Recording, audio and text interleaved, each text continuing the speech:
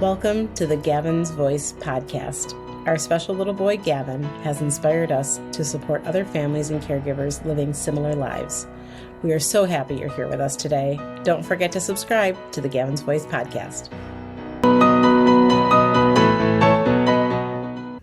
Hey everybody, and welcome to the very first Gavin's Voice podcast. I can't tell you how excited I am. My name's David Varecka, my beautiful wife Joreen Varecka, Gavin's mom and dad here. This has been a long time in coming. We've been talking about it forever. We've been talking to friends and family and everyone else about it forever, but we're finally doing it, so we're really excited about this. We were in the Gavin's Voice studio, which came out pretty cool. We're really excited about all this. And what we thought we would do on our first episode is just kind of introduce you to not only ourselves, but Gavin. And Gavin is our why we're doing this, right? A little bit. Kind of the only reason for it. I don't know what else I'd be doing. So yeah, I'm Joreen, and welcome. We're very excited to finally get this off and running, and we have lots of ideas and hope to be able to do more and more as we grow. But we just wanted to kind of tell you about ourselves. I'm originally from this area, from Rochester, New York, graduated from Hilton Central High School in 1992. Had my 30th reunion not that long ago, so I'm not getting any younger. But You're still younger than me. David is from? I'm from Churchville, the fine village of Churchville, but I did go to Aquinas, and so I was able to meet a lot of cool people, do a lot of cool things being associated with that school, and you were sort of been all over the place. What did you do when you were? What was your favorite thing to do when you were in high school? Learn. No, maybe not high school, like after school. What was your after school activity? I played ice hockey. We played a lot of ice hockey, yes. Yes, you did. So met some of the best people in the world there. Yeah, that's good. You're still hanging out with them. I'm still hanging out with a bunch of them. It's pretty cool. Yeah. And the idea of this whole podcast really is sharing our journey, what we've gone through, what we're going to go through. Hopefully provide tips and ideas and feedback, and just letting you know that, you know what, there's other people that are going through it, have gone through it. You're not alone. Maybe shed some light. Maybe we can all share some cool information and that kind of stuff, right? Yeah, we're always looking for more information to add to our little box of tips, because that's what I do. What do you do now? Well, I'm kind of jumping ahead, but I'm sorry. That's okay. I'm a broker for self-direction, which I help people with developmental disabilities. But to kind of go backwards a little bit, sorry. We kind of just wanted to tell you about us, because it's kind of a great way to meet people, kind of find those connections. Sure. And I think that that's important to kind of grow what we have going on, because there's more and more people that are living the same life that we are. Yeah. Maybe not with autism, but some kind of disability in their family. Yeah. Whether it's their brother, their sister, their child, whatever that is. So, I met David in 2007. I have to fix that one. I have to cut that part That's out. okay. I met David in 2007. I originally was married, my first previous life, back in 96. And we had three little girls. Doria, who is now 27. Mm-hmm. Yes. Yeah. I can't even keep track anymore. Yep. She'll be 28 this year. And Emily Rose, she will be 25 this year. That's easy. This month. Yep. This month. Yep. Sorry. Because she was born in 2000, so that makes it easy for me to remember. And then our little Julia, who is our youngest daughter, will be 21 this year. I can't even imagine. She was 3 when I met her. Good Lord, yeah. I know. So I had those 3 little Chiquitas with me, and David found me on MySpace to age ourselves. And, we won't go into all the details, but it was a great story. I was seeing somebody else at the time, and he kind of just happened to reach out to me, and it just didn't work out with the other person, and I broke up with the other person before I even met David, because I knew that we had such a dialogue, and we were really in tune to one another. There was not a silent moment on our AOL Instant Messenger. Wow, you're really aging us now. I still have your tagline in my phone under contacts. That's funny. I see it every once in a while. Anyway, so it was one of those moments that I knew. My mom had passed away. I was kind of hoping for the right man to come along, but I wasn't in a hurry. But David seemed to come faster than I anticipated, but I still had a good time in the few months that I had in between my breakup and my, meeting David. Your mom didn't want you living a life of debauchery. She did not want me to be a horrible woman, so no. Yeah. So I met David, and I ended up purchasing my parents' home on Post Avenue in Hilton, Rochester, Hilton, New York, yeah. And during that time, David had a job offer in Alabama. Mm-hmm. And I didn't even know where it was on the map, to be absolutely honest with you. Literally, why would I know? I don't really care. Didn't have any idea. But we ended up being able to move with some work through the court system. I was able to take the girls, and we went to Alabama for a year with the promise that we would go to Florida. And we did it. And we did it pretty much a year to the day. Yep. So we went to Florida and met some amazing people that I'm still very close with. Mm-hmm. And eventually, he finally asked me to marry him. You told me not to ask you for a long time. And we got married on the beach. Another story for another day. And we decided it's either now or never. I'm old. I was 40. And I said, if you want a child of your own, then this is it. Had a horrible pregnancy. Absolutely horrible from beginning to end. I'm not really sure of a connection with the autism piece. According to no one really knows anything anymore, so we don't really have any answers. But the every time every day I wake up thinking that I lost the baby. If that's any inclination of what I was going through, that's pretty much what it seemed like. But Gavin came, and we were induced with him because of my age, because I was considered geriatric, so that's fun. And we had Gavin, and he's been a pain in the you-know-what ever since. He came okay. The delivery was fine. But then he was jaundiced. We had to have the lamps at home, which I never even heard of that at the time. Yeah. Brought the lamps to home, and, he was in his little swing with the lamps, so we had to monitor, make sure he didn't, go blind. That was awful. That was fun. Yeah, and so that's where Gavin came from. And then we decided to move home. I'll let you take it. Yeah, we I had the opportunity to pretty much live anywhere in the Northeast, which allowed us to come back to Rochester, New York. I travel extensively for my job, and we decided to come back here to be closer to some friends and family and things like that, and having a newborn, and it just made sense, for us to come back here. And not long after, even before we got here, but not long after we were here. About a year after Gavin was born. We kind of started feeling things were off a little bit, and we'll go through some of that. And lo and behold, Gavin was diagnosed a little bit after his second birthday as being autistic. He is nonverbal, 9 years old now, just finished third grade. And it's been a journey, but we have to thank somebody, whether it's our both of our moms in heaven or whatever, that we came back to Rochester, because the services here are fantastic, not only in the state, but specifically in Rochester. People will move here just for the services available to, especially those with autism and other special needs, with the U of R and some other things here, and here we are. And after a lot of reflection, we believe that we can help others. We've been very blessed. We've been very lucky, I say, in a lot of ways, with the people we've been able to surround ourselves with, medically, educationally, extra help for Gavin. We've been really, really fortunate. So that's where the idea of Gavin's Voice came from, and here we are. Yeah.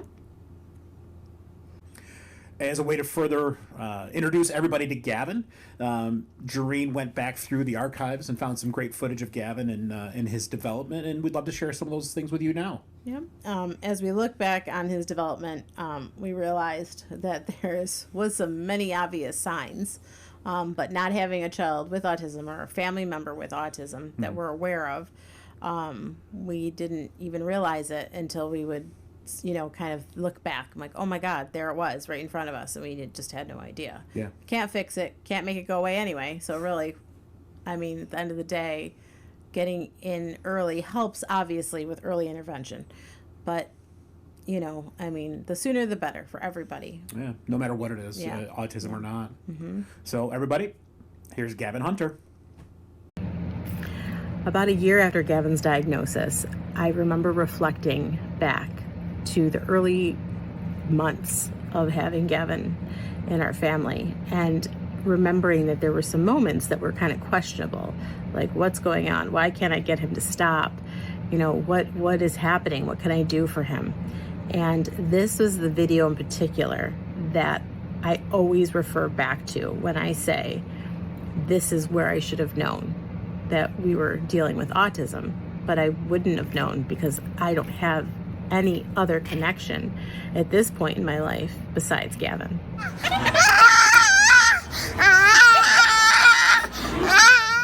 As you can see here, Gavin had no mobility issues. This was just before he turned 1 year old.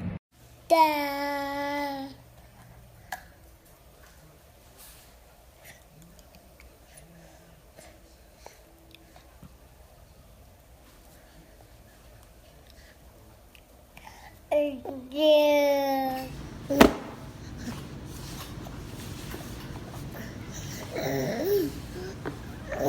You dizzy?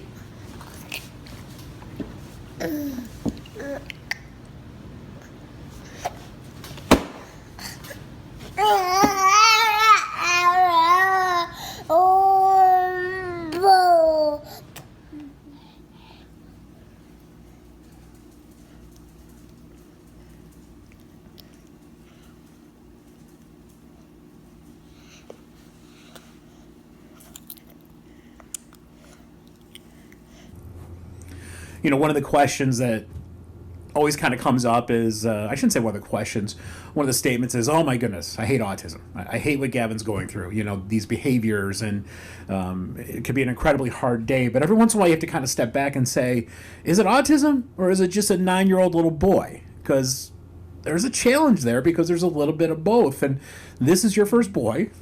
Yep. We're decidedly harder than the girls are, I think, in a lot of ways, especially at that age. And trying to differentiate between the two isn't always easy. Hey. Put your hands together. Clap, clap.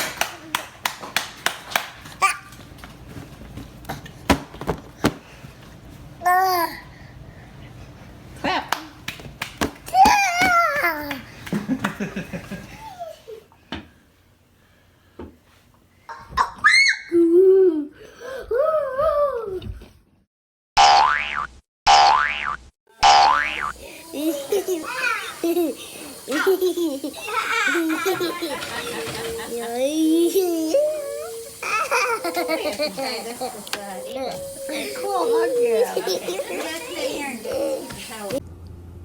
So one of the things that people always say is that, they notice that people with autism have something that they're really, really good at. There's, and it's not just autism. I would have to say it's a lot of disabilities. I have somebody that I support that has perfect pitch, which I think is the coolest thing. And perfect pitch in the tub. You what? Have the perfect pitch in the tub. Oh, in the tub. It's only your ears listening. Yeah, it's perfect. Yeah. And some people are, pianists or, whatever. I mean, there's a million different things. Well, for Gavin, at least we don't know. I still feel like there's something, and he's only 9, so we have a lot of time. But he loves numbers, and within 1 week, he did what most kids would take months to achieve. Yeah. And so we want to share that with you.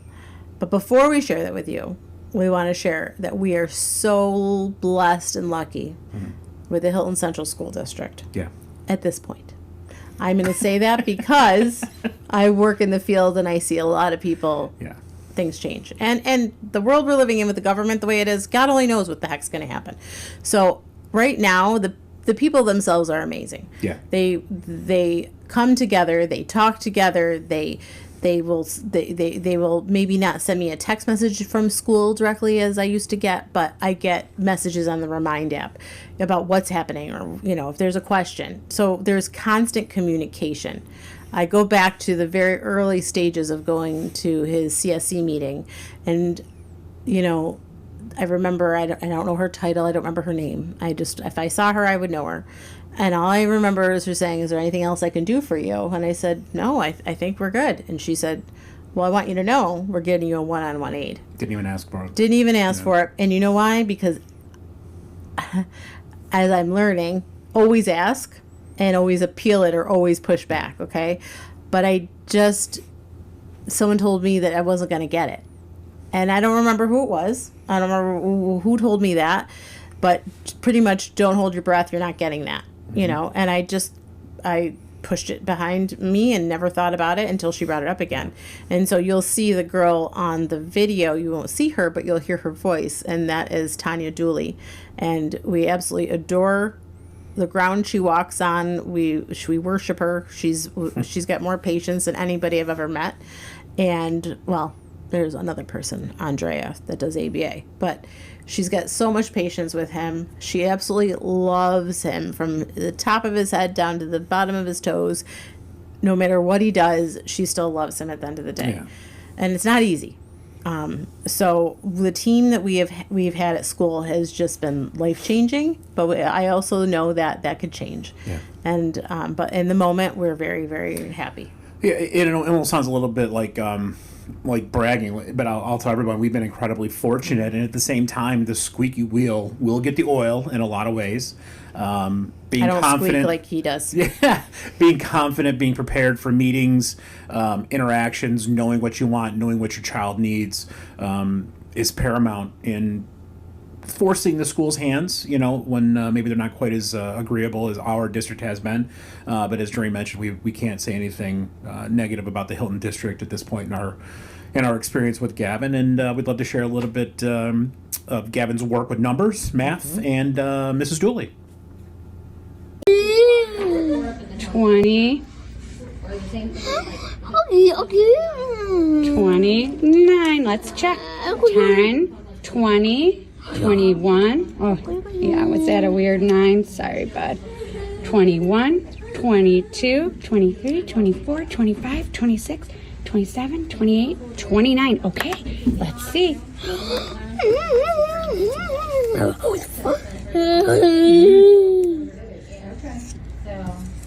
Okay, what do we have to do? 10, 20, 30. What about over here? How many do we? Good job. 30. You count. How many?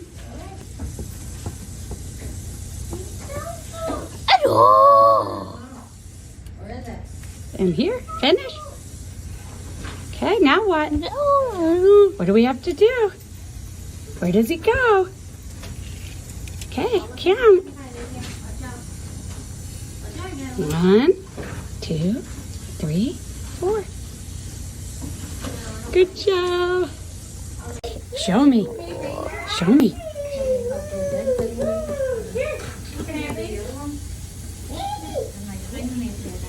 Okay, keep going.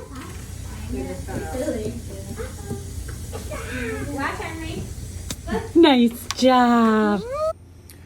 You know, as we look at Gavin, it's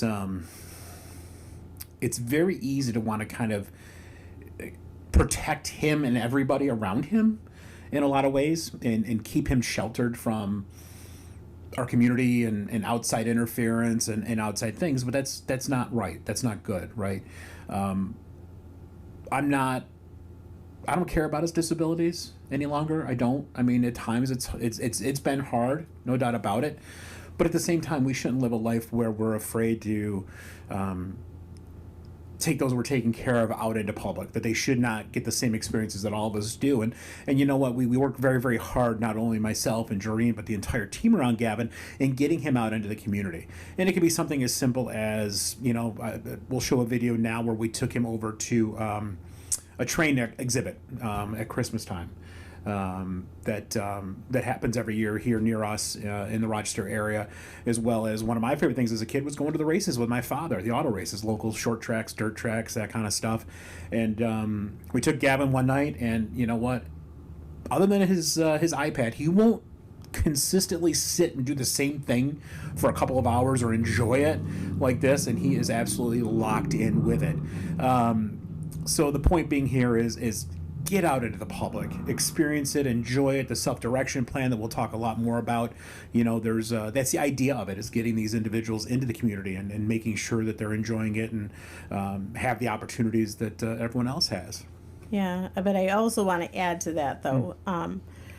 For me, it's always been hard.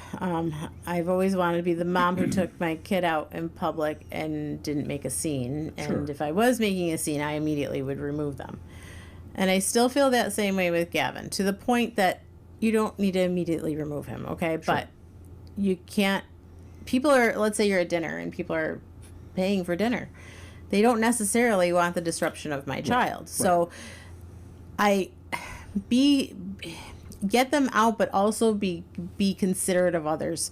It'd be like if I took Gavin to the nail salon. My God, I'd be crucified, right? But there's people that bring their kids to the nail salon all the time, and I'm not saying that I don't want to get into any arguments here, but if your child is behaved, that's one thing. But I don't go to the nail salon to hear a kid screaming or crying or those kind of things. So, I want to bring Gavin out. I probably do it the least out of everybody. I know I do. There's not even a probably there.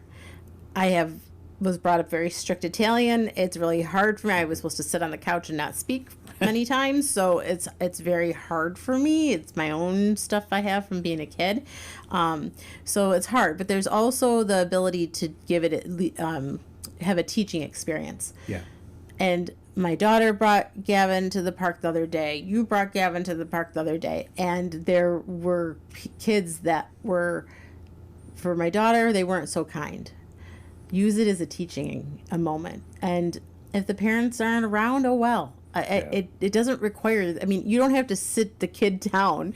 You just have to kind of say it for, if they're saying things that might not be appropriate, or come on kid, move. I think Gavin wasn't going down the slide fast enough.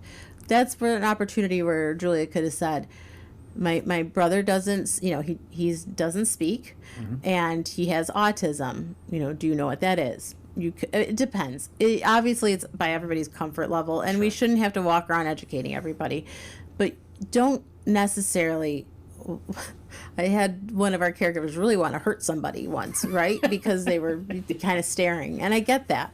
Just try to. I probably would have done the same thing. Like I said, I don't bring them out as much, but try to use it as a learning experience or a teaching experience. I'm sorry, for the person who might not understand. Yeah. More and more people understand. I think was it you that had the experience where the father said, "Remember, honey, I told you." Yes. Yeah. The little girl. We had a little girl at the park, who asked her father, "Why is that boy making those noises?" And Gavin's very vocal. He's very loud. A lot of screaming and yelling and grunting. Just different tones. And that's just his way of whether it's when he's stimming or just in general. That's just kind of the way he communicates and shares excitement. And she was probably 3-4 years old, and the father said, "Remember, we spoke about kids who are autistic, and he may be autistic." And she's like, "Oh yeah, that's right." And that's great, but there's not all parents do that. They don't all take the time. But I think the school districts are also trying, and everybody's trying. Sesame Street now, there's an autistic character. Yeah. Which is very cool. And what I will say is even cooler is a lot of opportunities, and a lot of what we're going to talk about in Gavin's Voice is going to be about autism, so bear with us a little bit. But the sensory-friendly days, Chuck E. Cheese, movie theaters. It's good for all disabilities. Baseball games, hockey games, where the baseball and the hockey game, they're not doing the organ and a lot of loud music and the flashing strobe lights and that kind of stuff, which was very cool. We went to a game with Gavin not really knowing it was a sensory-friendly night, and I'm like, why is this, it seems so dead in here, and it's just different, right? But it's really cool. The movie theater, Gavin's gone, and Gavin likes to jump up and down. When he's watching TV, he's on a trampoline, and when he goes to the movie theater, he should still be able to enjoy the movie a little bit. No one's going to question him, so there are opportunities for that. But let's share a little bit more of Gavin with you.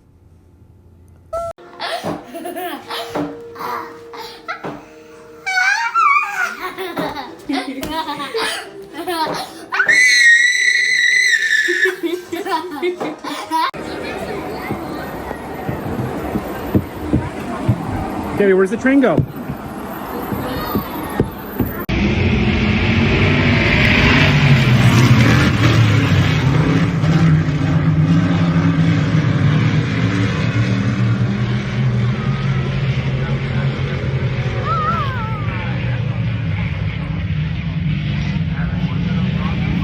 Gavin, we work tirelessly to make sure that he's getting every possible thing available to him.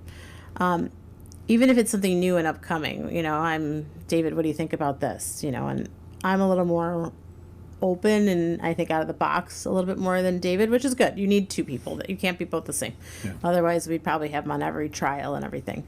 But the one thing that I'm extremely proud of for us is that we stuck it out with ABA therapy, which is applied behavioral analysis. And the reason why I say it like that is we tried multiple places. Right. We tried one that wanted to push us to do 40 hours in their facility. Pull him out of his district. In Fairport, pull him out of the school district entirely because they were going to make a ton of money on our son through our insurance company. You know, we pushed back on that. Many reasons we won't get into, but then we tried another company. And the issue that we had then, and everybody's having now, is there's not enough therapists. Yeah, so it's never been about the company besides the first one. It's always been about not having a provider available for him. Mm-hmm. We've even hired our own children or our daughter or one of our caregivers to do it, but they weren't certified. Can they still do it? Yes. Is it recommended? You're not going to get what you really want to get out of it, but they can work with the supervisor and get things done. I felt that if my supervisor was the supervisor of the staff was versed into everything possible, then there's really no reason why the person themselves has to be have that certification.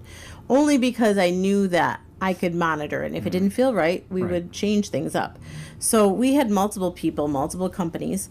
But ABA therapy, I'm going to tell you, has been a game changer. It has taught Gavin how to do everything, but within a time frame. Like, nothing had to happen right away. He was able to take his time. He was able to, they report on goals every time that they're at our house.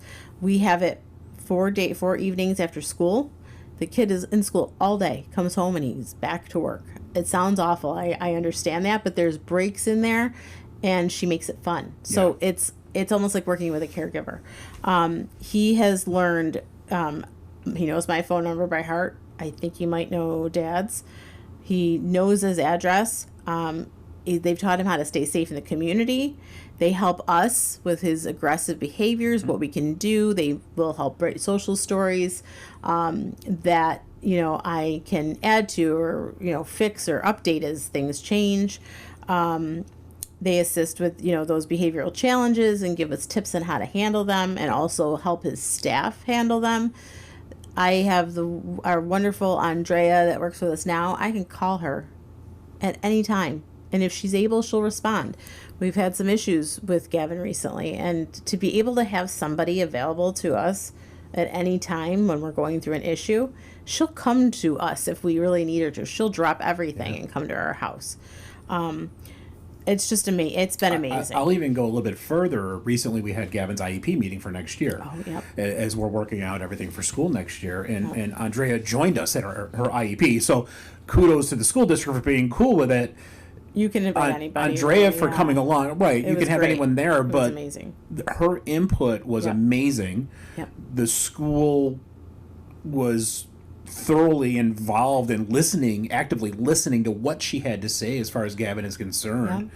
Yeah. And you kind of touched on, we've had some challenges lately. I mean, she's literally on the phone with one of our respite providers, helping her when Gavin's kind of having a meltdown. On a weekend, a Sunday. On a day she's not even working. So just kudos across the board. Yeah, so, it's been great. No, it's been amazing. And it's taken us a while to find the right person. And I would say there's probably, I don't know, maybe only one other person that we've had. Kiara was amazing, right? Yeah. But she didn't live close, and she had a full-time job. But I mean, the two of them, and Val, who's the supervisor, have been just unbelievable. Yeah. I message them all the time. So far, they haven't yelled at me, but I message them a lot because everybody has to stay in the loop. So we always have these text messages, and they're annoying. I don't text. I talk a lot. So my messages are not short, but you can't really be short when it's about Gavin. You have to explain what's going on.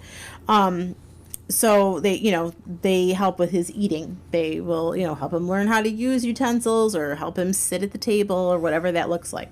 Helping him with an open cup. Yeah. Helping him, all these steps, potty training. Taking his medicines. Taking his medication. I didn't put that on my list. Taking his medications. Right now we're working on swallowing a lentil bean without water or with water. And but right now Gavin takes his stuff within his squeezable applesauce, but the next step is to take his pills with just water. And we're working on, she goes and takes him for bike rides and teaches him how to look both ways and what he should do in public and how he shouldn't be running up and down people's driveways or whatever he decides to do that day. And if he decides to melt down on the ground and she works on teaching him how this is not appropriate behavior and what we're going to do to get home. How to be flexible. That's the big thing that we're working on now. It's our word of the day every single day. It's it's helping. It's definitely helped. Sure. But as you'll see in the next little clip is that they helped him learn how to tie his shoes. And it's not perfect. And I didn't share the entire video, but he did both shoes. And my daughter Julia said, "I don't even tie my shoes like that." He's very meticulous. Meaning, I think she does the 2 ears and Gavin does it. He does the wraparound. Yeah. And it's just amazing. They will do almost anything that we ask. That's why I love ABA. And if you don't like the person that you get hired, if you can get somebody in because they're short-staffed, you don't have to keep them. No. That's why I want it at my house, because I get to decide who stays and who goes. Yeah. And I've never really had to fire anybody, not from ABA. But, to be able to have that flexibility, to me, is just amazing. I can't decide who his teachers are, but I love them all. But I can't decide those things, but I can decide who comes in my house. What I would say really quick, just a little input on ABA is we've heard the concerns. I think they're getting old, outdated. That people have expressed. Mm-hmm. I get it. I will tell you that we have had no bad experience, no negative experience with ABA. I was kicked off a Facebook board one time in ABA because I made a comment about ABA to someone who was saying it's terrible, it's hurtful, it's this and that. And I said, I don't think our ABA experience was exactly the same, and I'm going to have to disagree with you. And it was a board that was very anti-ABA, and I was removed from it. You told me this. Yeah, and it wasn't big adversary. I was just kind of like, I don't think it works the same. Now for us, I firmly believe this, ABA as the only educational outlet, I think is wrong. I think is augmenting his school has been fantastic. He gets about 20 hours a week. And he's socializing with other kids. And they work on that too. Yeah. They can work on socials. I can invite a friend over and friend can hang out, friend, neighbor, whatever, and she'll work on that. Yeah. She'll work on how he should, taking turns, whatever that is. Yeah. Because Gavin doesn't want to talk to anybody else. He wants to do his own thing so he can get to his iPad. Exactly. He's definitely, he kind of works backwards things. But, the point being, I think that ABA has changed drastically. Yes. And I do know for us, it's a no-brainer. It's just been fantastic, and it's added a lot more. So let's take a look at Gavin with some new skills.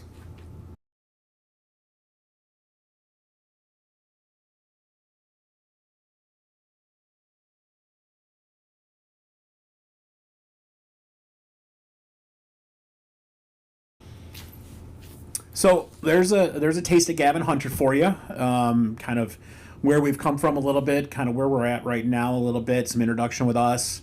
There's a lot of players, and we hope to have a lot of them on the podcast. We're very excited about this. Please make sure that you subscribe. We'll be posting on YouTube as well as Spotify and hopefully eventually Apple. Facebook page, Gavin's Voice. There's a Facebook page there for us as well.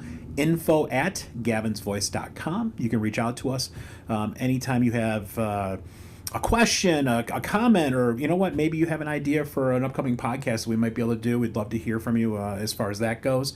And we're very excited after this podcast. Shortly behind it will be our next episode, which will be about sleep therapy, and something that Doreen has spent a ton of time on. And you want to touch on that a little bit before we go? Not really. I mean, you're going to see it. So, I mean, it's always a work in progress. And we'll probably have 1, 2, 3, 4, or 5 by the time we're done. Yeah. Because it changes all the time. Every couple of months, we're like, okay, time for a change. Right. So, and the key word we'll leave you with is consistency, right? Consistency. You'll hear that throughout everything we talk about. So thank you so much for joining us for the very first Gavin's Voice podcast. It's been a pleasure to have you here. We look forward to hearing from you and seeing everybody very soon. Thank you.